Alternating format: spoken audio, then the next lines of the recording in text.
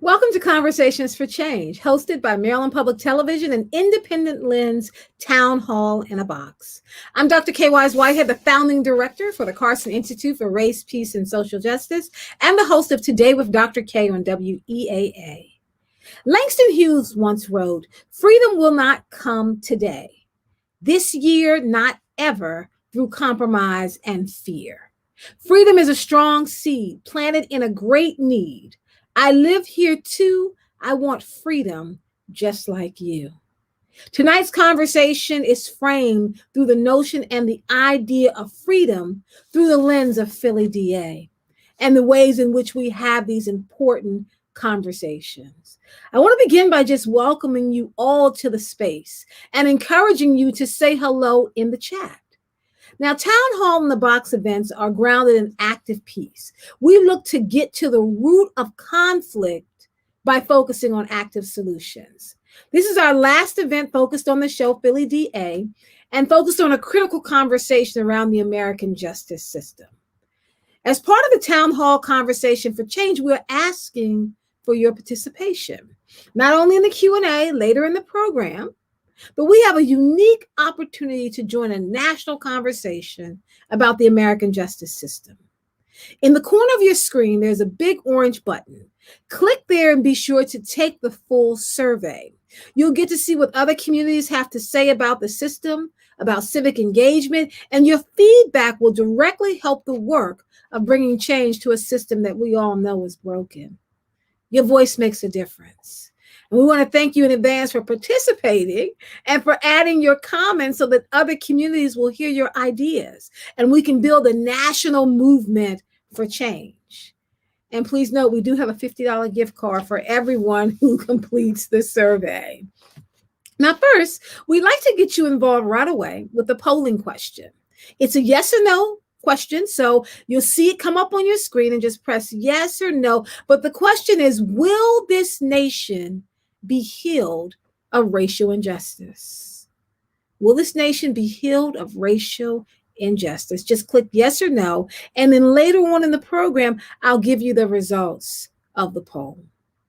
I'm joined here tonight by a number of experts to talk about this. I'm going to introduce them one by one, pull them into the conversation, and have them help us to frame where the discussion is going. Throughout the evening, feel free to put your questions into the chat, and I will make sure that we get to it.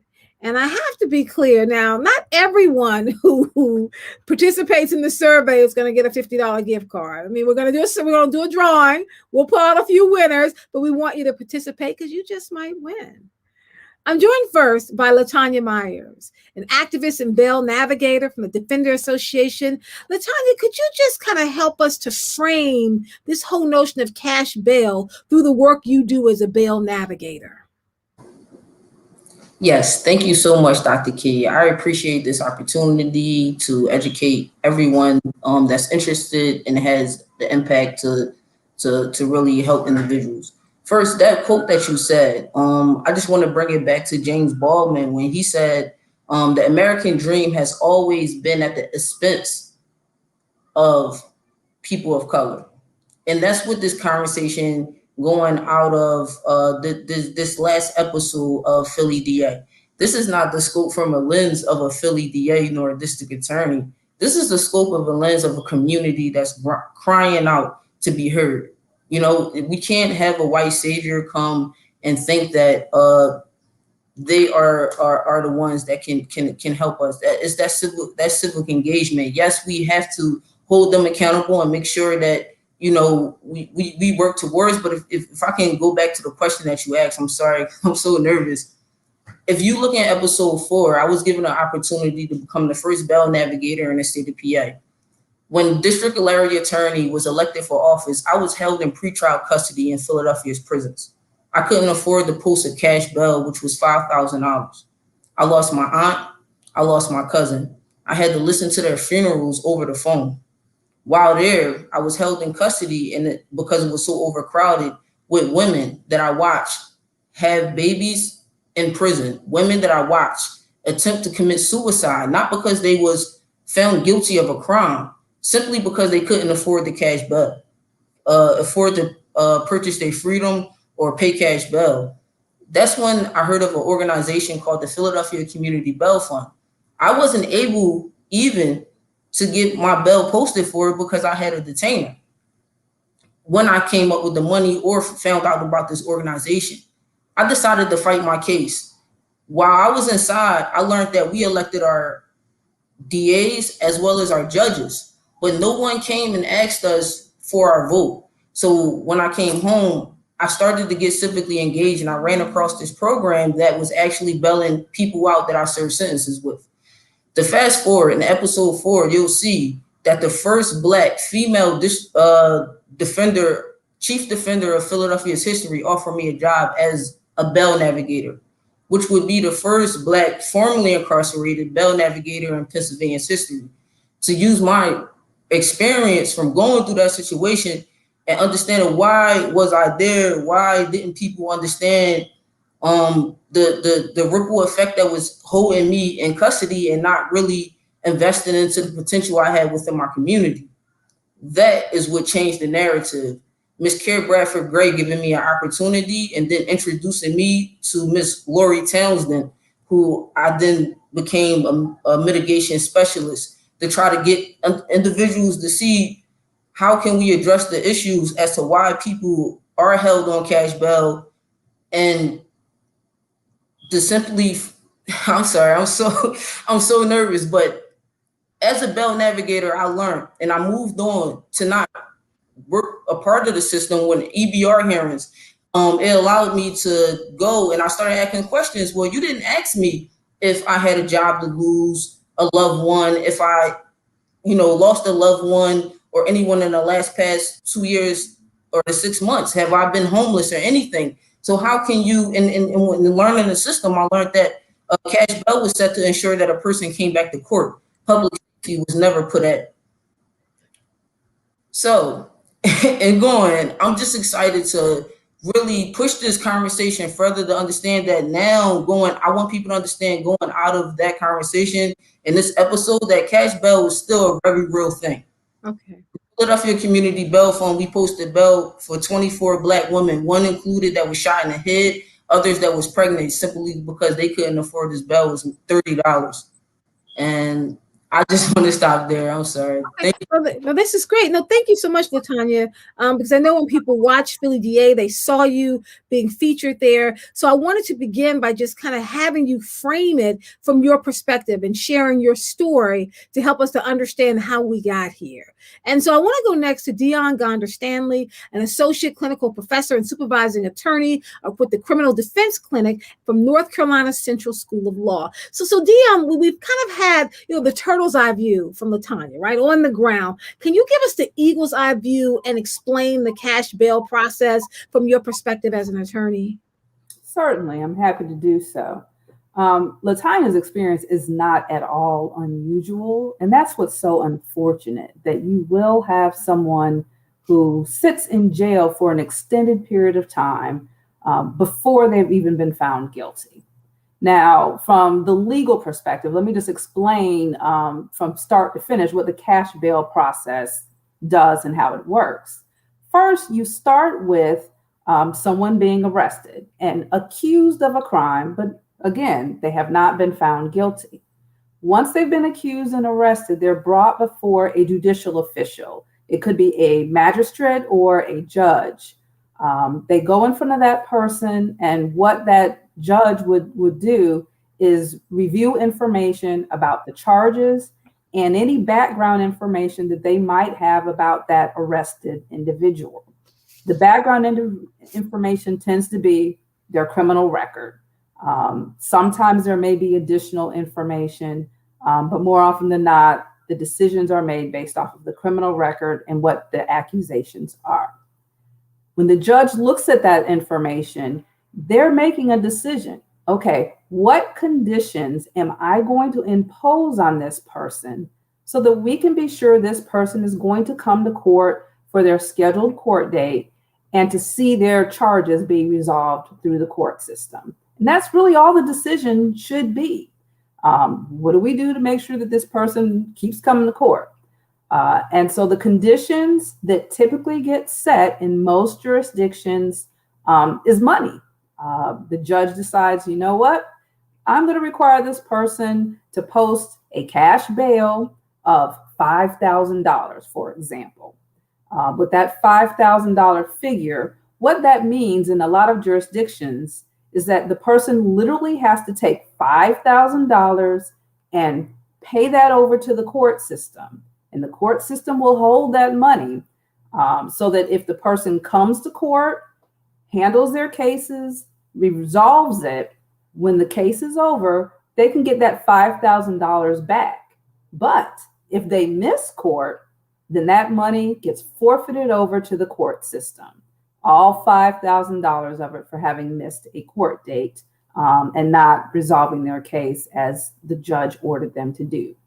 So that is what the cash bail is. Now, the other alternative, if a person doesn't have $5,000, they might be able to still be released if they hire someone. Essentially, it's called a bail bondsman.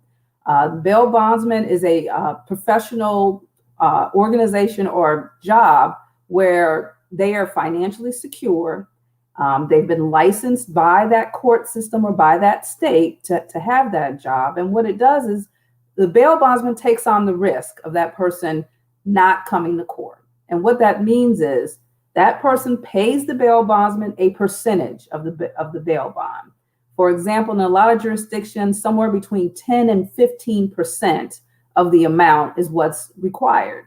So a $5,000 bond that's set by the judge, a person could pay for the bail bondsman, pay $500 to $750. And the bail bondsman says, okay, I'm going to pledge $5,000 to the court system and pledge that you are going to come to court for your court dates. At that point, the person gets released. If they come to court and they do what they're supposed to do to resolve their case, when the case is over, what happens is the bail bondsman no longer has that risk hanging over their head that they might lose out on their $5,000 pledge. If, however, the person doesn't come to court, then the court system gets that $5,000 from the bail bondsman. Now, what happens to that $500 or $750 that the person may pay a bail bondsman and their case is resolved? Well, that money's gone.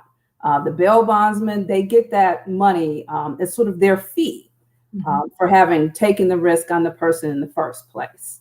But if you've got someone sitting in jail having been arrested and they don't even have $500 or $750 sitting around, then what that means is they can't get a bail bondsman. They certainly don't have the $5,000 to post. And what that means is they sit and they remain in jail until their case is resolved. It may be that their case ends up being a not guilty verdict or could even be dismissed. Right. But until that happens, they sit. So I want to go next to Adam Jackson. Adam is the CEO, the Chief Executive Officer of We Live a Beautiful Struggle, based right here in Baltimore. So Adam, 3 out of 5 people in the United States sitting in jail have not been convicted of a crime. The most fundamental criticism of the bail system is that it needlessly imprisons economically challenged Black and brown people. So can you explain what this means and how we can change this reality?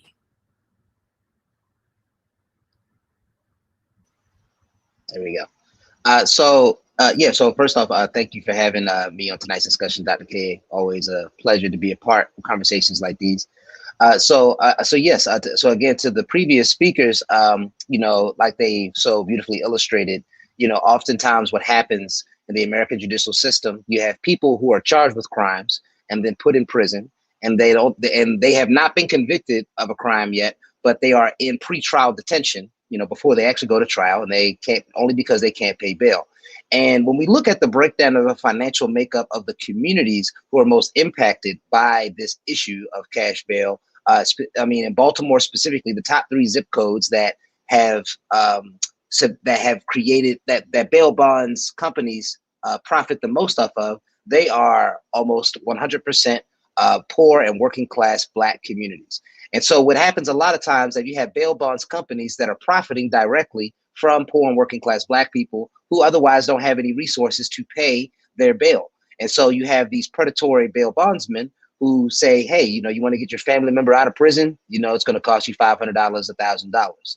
And, for some folks, $500 doesn't sound like a lot of money. But if you live in a certain neighborhood, if you have a certain kind of job, if you have children and you have other kind of economic responsibilities and financial responsibilities, that's a lot of money. And so this fight actually played itself out here in Maryland in 2017 to try to talk about what people can do about it.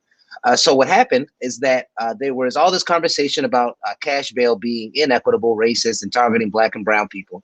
And what happened is that we wanted to figure out what were non-financial conditions that would get people to show up to court, because the fundamental issue with bail is that people say the idea is if you pay money, then you hope to get your money back because you'll show up to court.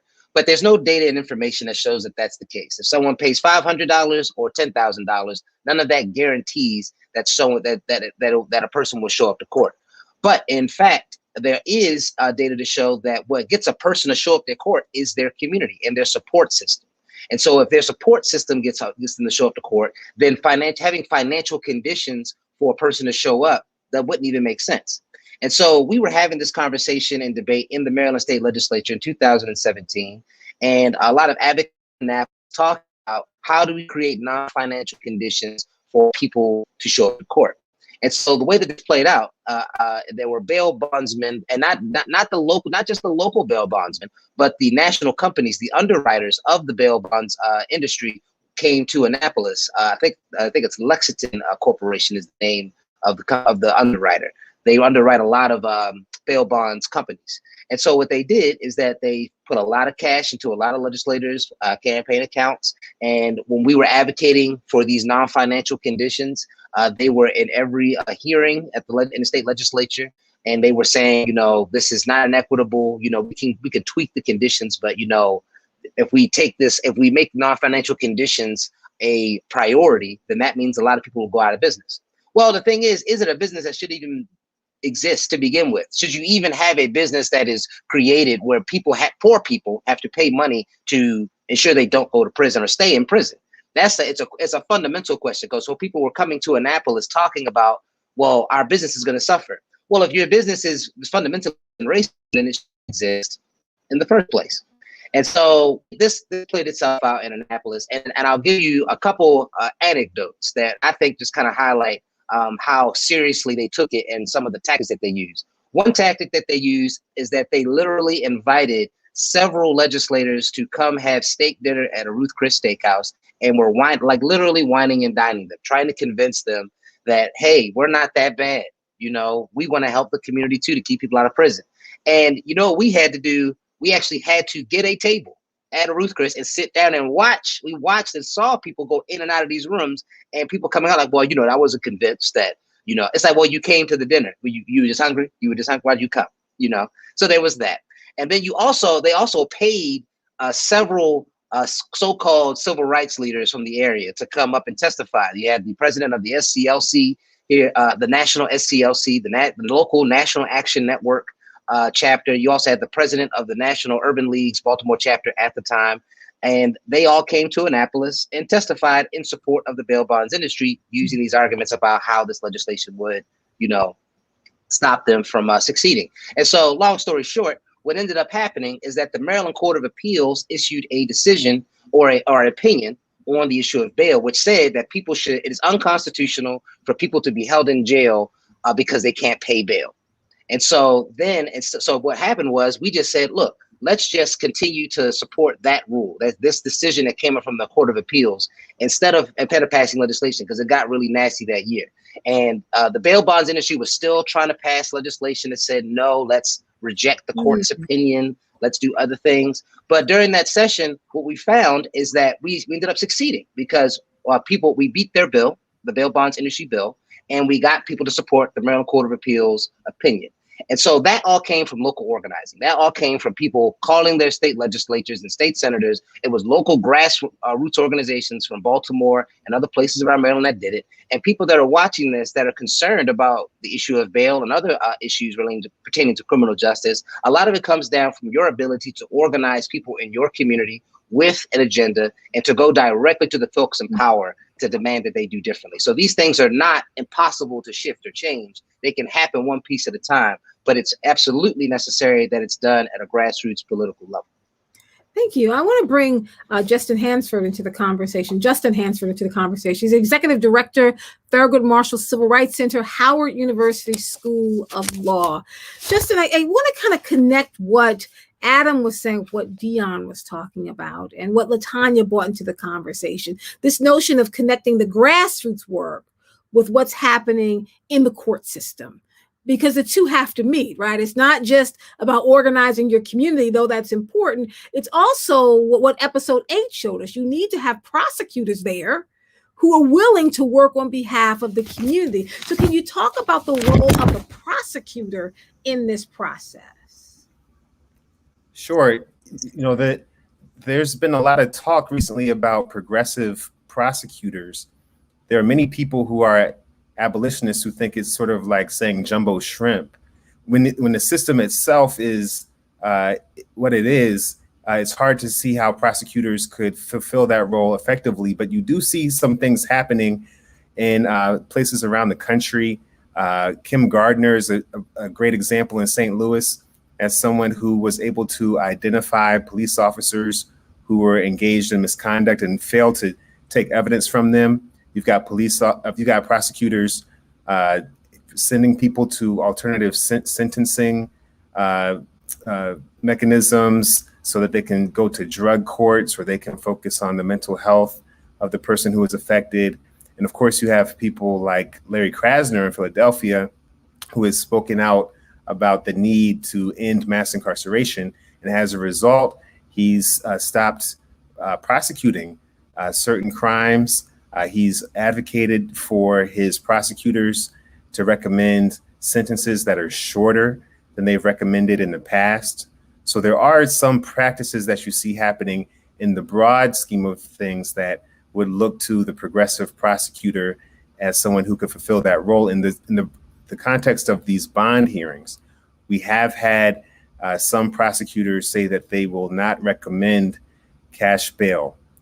And in some cases, that has been what it sounds like, an opportunity for there to be a policy where the prosecutor has so much power in the system, can effectively do what was just discussed, that many advocates have had to bring lawsuits and fight in federal courts, and prosecutors have so much power they could effectively do it themselves if they wanted to.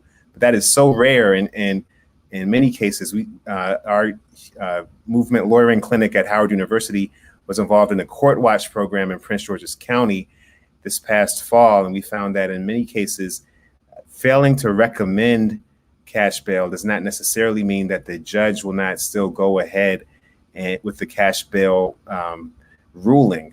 And there are some situations where that is not enough. But I do think overall, the prosecutors have so much power in this system that it is possible for prosecutors to promote goals that could help eliminate cash bail from the system. Some of them have resorted to alternative methods, pretrial assessments, but those methods have not been effective. So attempts to find replacements have not worked effectively in terms of finding other ways to calculate cash bail that may eliminate some of the discrimination. And I think ultimately more and more it's becoming evident that eliminating cash bail altogether is what is necessary so that we don't have a two-tiered justice system, one justice system for those who can afford to pay bail and a separate justice system for those who can't. That's what we have currently. And there's no way around eliminating cash bail in order to eliminate that two-tiered system. So, Dion, I come back to you. So, if there's no way to eliminate the cash bail, as Justin just kind of eloquently stated, then how do we make sure there's justice within this process for people who don't have money to put on the table? Where they go into conditions when they're held in jail, where they're getting inadequate medical help, where they're losing time away from their family, or like Latanya said, listening to a funeral on the phone just because you can't raise $500, which if you don't have any money, that's a lot of money. How can we bring some justice to the system? Well, isn't that what all of us are talking about, is how do we bring justice to it? I mean, I think right now what's the good part is that there is a lot of experimentation going on, and people are trying new and different alternatives, because I think the effort means that at some point a jurisdiction will hit on what exactly is working and what won't work. And so experimentation is important. But I think the other part is really going back and analyzing, well, what is the purpose of cash bail? If it's to make sure that people are coming to court, why is that? What's important about that? What are some other things that we can do? I practice in Durham County, North Carolina. And one thing that's happened is our district attorney is considered one of the progressive district attorneys. Her name is Satana DeBerry. And one of the things that she's done is set up a low bond review process, so that the DA's office gets notified when someone is sitting in jail on what is considered a low bond, something that they would have thought someone would get out on. And they actually review it. Okay, if someone's sitting in jail, their bond is $2,000, they should have been able to get out.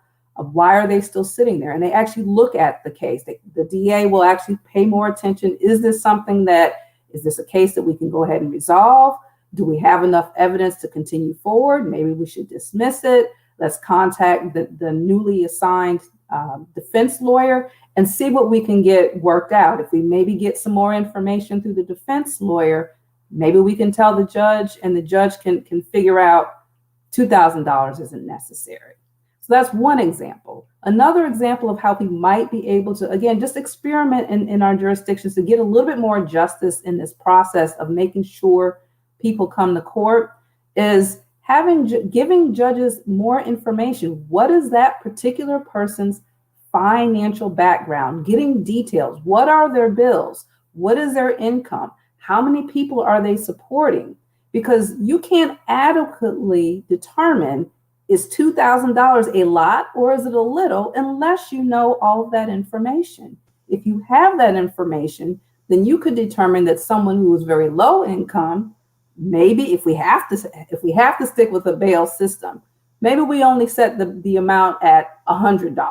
Right. Whereas someone who is a millionaire, we might have to set that amount at $100,000. But getting more information could help. But again, I think right now we just have to continue to experiment. Latanya, then I come to you, because when I think about what Dion said about experimentation to try to figure out what works, what's on the other side of this, Latanya, is Black and brown people who can't pay the cash bail. So there's an experimentation process going on, but their lives that are on the line, either sitting in jail, waiting to find out. The system is shifting and changing. So what's the impact to the people who suffer while you have policymakers trying to experiment and figure it out?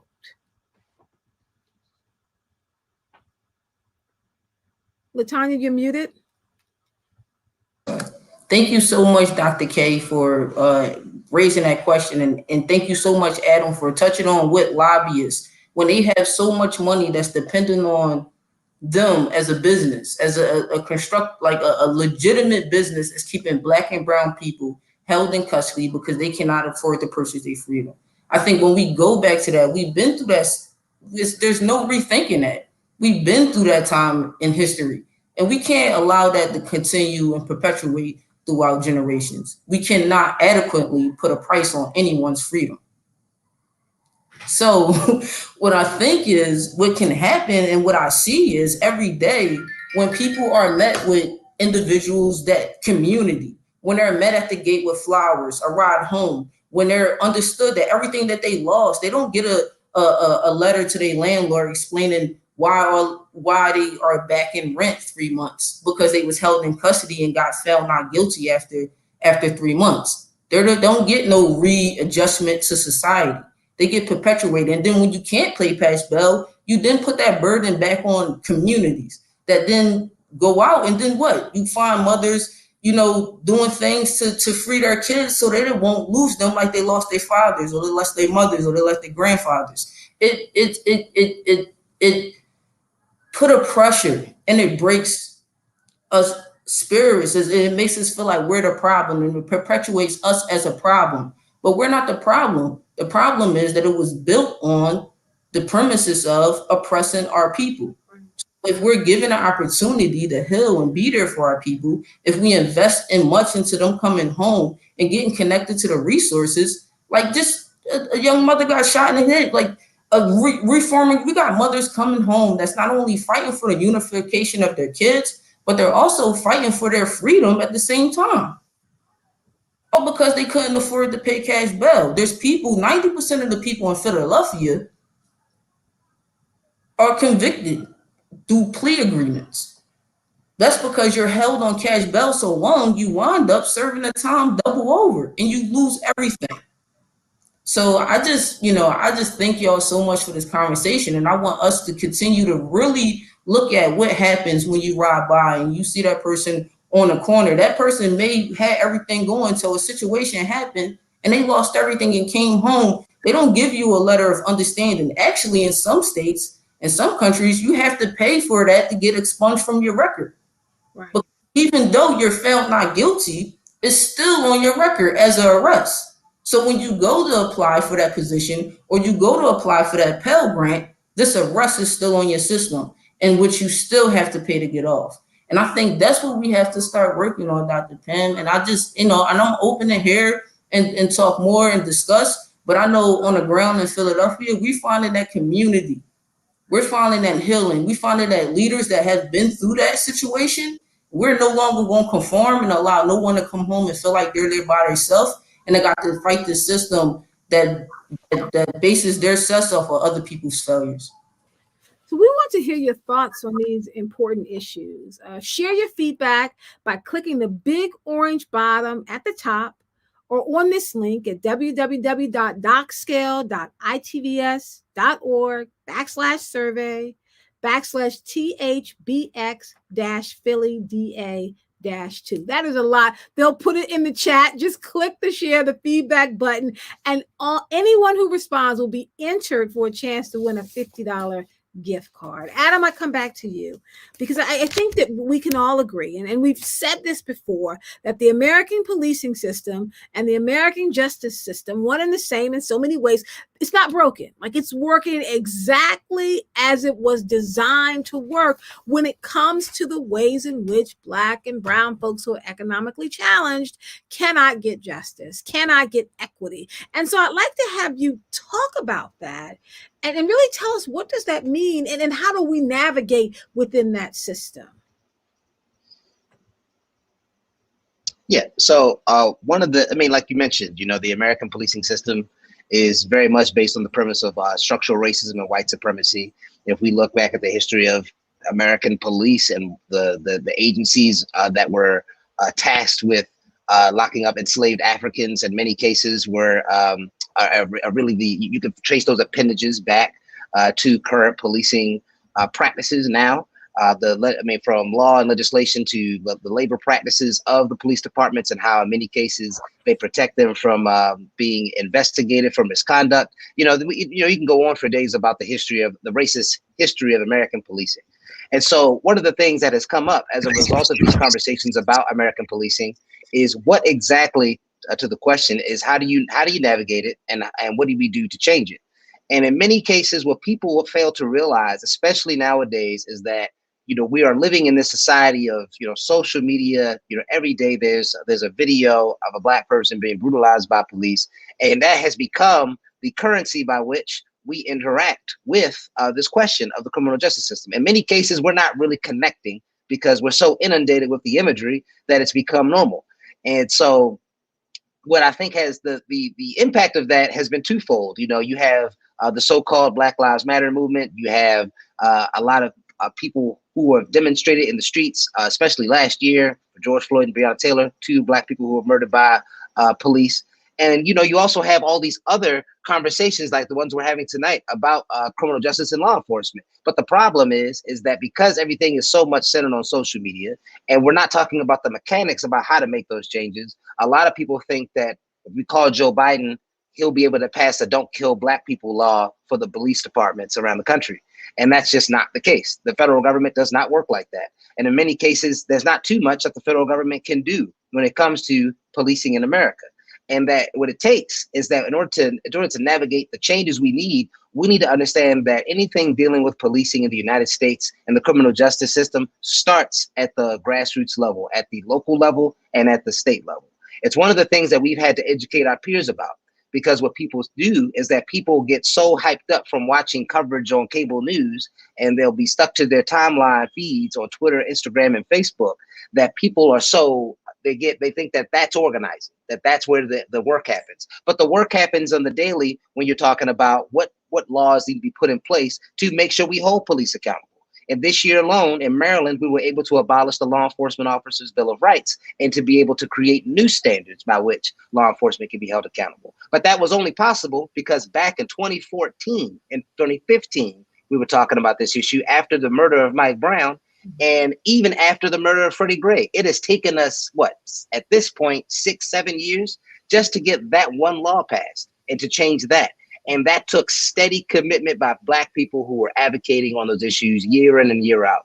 And so I think people have to understand is that the Twitterverse, the Facebook and social media universes that we find ourselves in is not and will never be where advocacy happens for real. Is that you actually have to take your work, you have to take your passion to the people who are in power. And in many cases, what they find is that, you know, when people are navigating these things, you know, when people are navigating it from that perspective, what we find ourselves is kind of caught in this feedback loop of saying the same things to the same people that we all agree. But it's something to talk to, you know, legislators who are in like Garrett County here in Maryland and see what they say when they talk about Black people in policing, to see legislators who actually have control over your daily life in power saying things about your community. And so we have to take that from the internet to real life. We have to train ourselves in knowing what is happening. We can't just rely on white corporate media and social media to educate us about these issues. Otherwise, then we'll be here in another 10 years having the same types of conversations.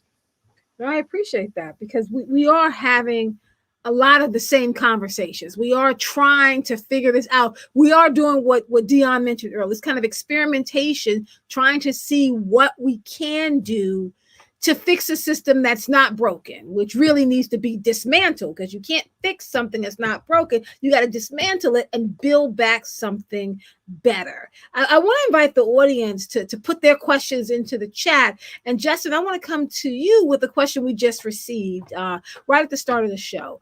Could some of these drug offenders, and I'm going to read it exactly as it's phrased here, and then we can kind of talk about it. Could some of these drug offenders be required to attend mental health counseling, job training programs, or whatever their social needs are? And so I guess they're trying to get to the heart of how can we stop people before they even get caught up in the system? And if it is a drug issue, can we do something other than stick them in jail and then get caught up in that kind of cash bail process? Well, what do you think, Justin? Mm-hmm. Yeah, well, sure we could.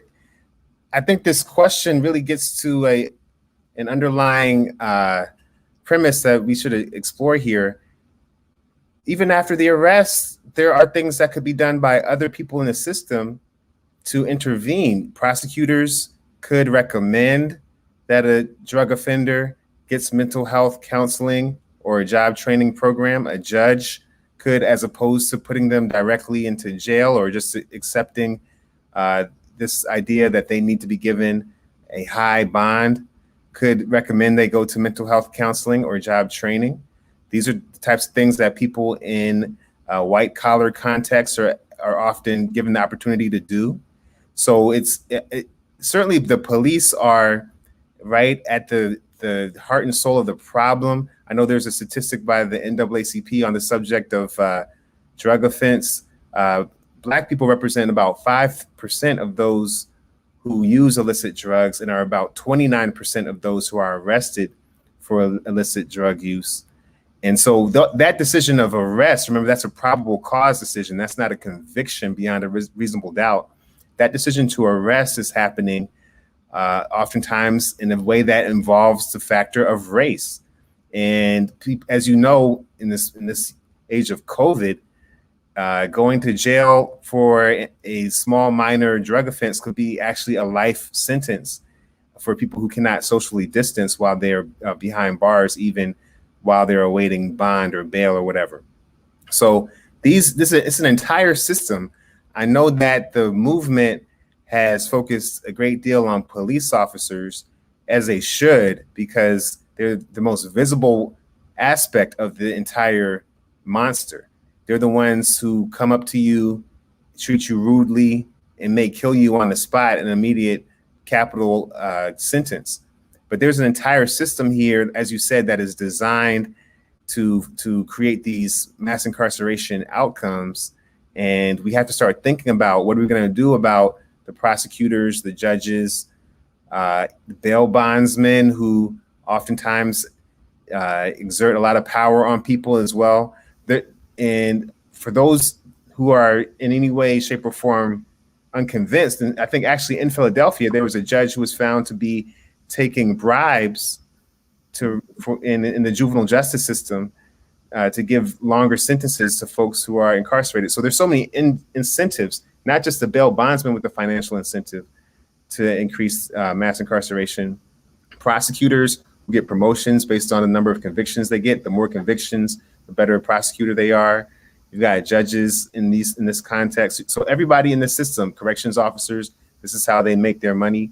So there is a system set up to benefit. And going back to James Baldwin and many of those race scholars, Dr. Whitehead, you understand this.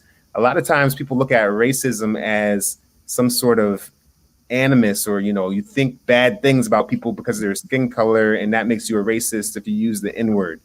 Racism at the end of the day is about extraction of wealth, extraction of labor, extraction of life, and gaining and profiting off of other people in a capitalist system where that because those people are seen as less than, they're not going to be able to speak up about it in a political sense or an economic sense to stop it. That's what we saw happen in Ferguson. That's what we see happening around the country. And that's what we see happening in the bail system. Because at the end of the day, let's keep it real. Donald Trump or Rudy Giuliani or Roger Stone, rich, powerful white men who commit a lot of crimes, and don't have to sit in jail awaiting bail, right? And as a result of that, they're not going to fight against this. It's going to be up to folks who can't afford to pay bail to fight against this. And those aren't the folks that are going to be seen to have political power when they act individually. Maybe when they collaborate on a grand scale and decide to create a movement, they could make a difference. But in the meantime, there's an assumption that we don't have power, and that's what we have to start to respond to and build our power as a community so we can fight back. Well, then, Adam, this directly ties into the work you're doing. You start talking about building power. What does that mean? Building institutions that we become empowered. So I want to give this question to you, Adam, because I know that you take this up here in Baltimore City. What does it mean to feel like you're powerless, to be told by a white supremacist system that you're powerless, and to recognize that you are not? You're only powerless because you're letting them define you rather than building institutions where you can then really begin to dismantle the institutions that oppress you. So can you talk a bit about that to expand on what Justin put on the table? Yeah, absolutely. So, so to your point, a lot of us, the way that we interpret a lot of the actions that are happening in this society right now is that we can do nothing. Is that we don't know what's possible. Because when you're watching, like I mentioned, when the only things that you are paying attention to are the anti-Black narratives about Black people, and then you see someone, a police officer with a foot or a knee on someone's neck like George Floyd. And you only hear stories that are negative when you're talking about Black people being brutalized by police. But you're going to believe the narrative that white people and white supremacist institutions and white corporate media gives you. And so in order to be able to beat that back, we have to start embracing what it actually looks like to win. And winning looks like building the necessary infrastructure and ecosystems to protect Black people from the brutality of white supremacist systems. And we got to get specific, because a lot of people, when we talk about racism and white supremacy, it becomes a real abstract conversation. Like, how do we protect ourselves? How do we do that? And even now, there's this increasing conversation about defunding the police and taking money and power away from the police. And in reality, we have to actually figure out what are the mechanisms that we're going to use to make that come to fruition? And how are we going to make sure that those things that are done actually produce results for Black people? And I think a lot of times what happens is people have this neoliberal understanding of America still, that if only we had more tolerance, if only America was allowed to live out its promise as laid out in the Constitution, if only we had hope in the promise of the future for what America is supposed to be, then things would be different. But I'm here to tell you that America is exactly what it's supposed to be. It is living and breathing as it's supposed to be right now. America under Donald Trump was America for real. It was exactly what America is. And so I feel like a lot of us just haven't really accepted that. We haven't accepted that that's the truth. And so I think people get real discouraged because it feels like it's an insurmountable force in front of Black people. And when it comes to building power for our communities. And what I've learned from doing my work with LBS in the last 10 years or 11 years at this point, is that we have to be able to build institutions that can hold the work that we think is necessary to build the necessary peace and justice that we think is necessary in society. And what I mean by that is, if we're going to talk about defunding the police, we shouldn't take money away from the police and give it to white nonprofit organizations. Mm-hmm. We should take that money and put it and invest it in Black people and Black institutions that can uphold the value and virtue of public safety and give that to Black folks. We shouldn't be giving that over to white people. We need to make sure that on all the areas of civil society that we do not have control over, that we can start to get control over those things in our own daily lives. The economics of our community, the education systems in our community, all the various apparatuses of civil society that we live in, Black people have to take control. And I feel like what happens a lot with our generation is that we make it so abstract. But in reality, you can build institutions and support institutions in your community that are doing things just like that. In Baltimore, we have Baltimore Ceasefire. We have We Our Us and Baltimore Brothers. These are organizations that are both about anti-violence and about making sure that we can stop police brutality in our communities by making sure that we invest in folks who are keeping us safe. And so these are creative solutions. These are things that are indigenous to our communities that we can invest in today. But I think a lot of us, we've made it abstract. And so I just want people to understand that if we want to really start making the transformative changes necessary, it's outside your door. It's in your community now. You have to reach out to the Black people in your community that are already doing that work. And you have to make sure you connect with them in such a way that you can have transformative change. It's not going to happen from your phone. It's not going to happen from the computer. You have to actually go meet and talk to and be in community with Black people who are doing that work on the everyday basis. Because, in Baltimore, the biggest lie that is told is that no one's doing anything to address these issues. No, there's lots of Black people who are doing work every day to address these issues. Right. The issue is we don't have resources and infrastructure and investment. And so that is the solution. And we have to make sure we invest in our Black organizations and institutions that are doing that work. Thank you so much, Adam Jackson, the Chief Executive Officer of Leaders of the Beautiful Struggle. I want to go next to Dion. I know we're getting ready to wrap up, but there's an audience question, Dion, and then I'll come to LaTanya and Justin for a quick close as well. But the question that someone wanted to know, how does North Carolina Central University's Criminal Defense Clinic address these issues in order to help their clients and the communities? If you can give us a quick answer on that for the audience. All right. So the Criminal Defense Clinic, I'm training students to represent people who are charged with misdemeanor crimes with students. But essentially what we do is we focus on the client with a holistic view. What is it that led them to where they are? being charged with a crime. What are the facts of that? We give them zealous advocacy, giving them the advocacy that is required for anyone and should be expected from anyone who's charged with a crime. It's not let's try to plead you out. It's all right, we're going hard. We're doing what we can to defend you.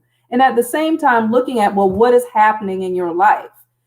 If you're sitting in jail, what are those things happening to you that we need to make sure get communicated to the judge, get communicated to that district attorney, that you're losing your house, that you're losing your kids, so they can understand and hear that there's more at stake than just a couple of days in jail. If we speak the stories, we speak our clients' truths over and over again, people do hear it eventually.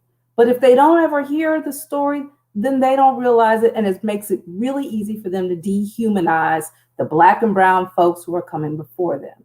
And at the same time, though, I'm training folks to become not only future defense lawyers, but some of them will be prosecutors. Some of them will be judges who are making those decisions, who will then pay a little bit more attention to those grassroots efforts. We need to work on the outside and the inside to heal this institution. Associate Clinical Professor and Supervising Attorney, Criminal Defense Clinic, North Carolina Central School of Law. I want to go to Justin Hansford, Executive Director, Thurgood Marshall Civil Rights Center, Howard University School of Law. So just, very quickly in 30 seconds, if you can just kind of give us a closing thought on how we can do this transformative work, and then I'll come to LaTanya.